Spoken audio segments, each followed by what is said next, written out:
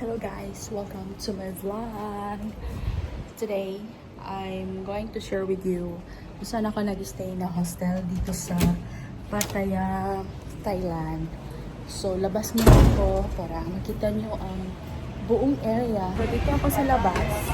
Ang tawag niya is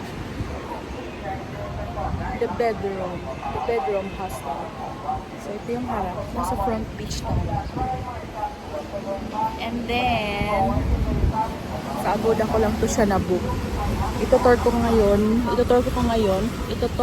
kayo ngayon sa loob. Bye!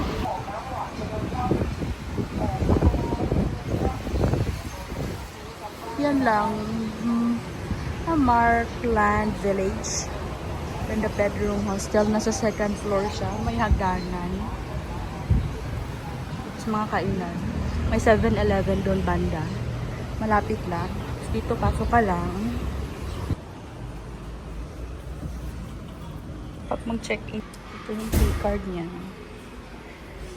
CR siya.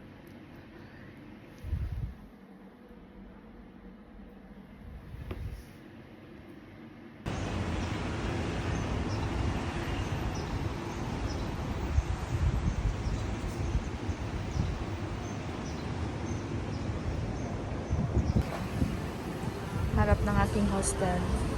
I'm waiting for my Grab order na tea. Milk tea. Hindi pa rin nagsawa.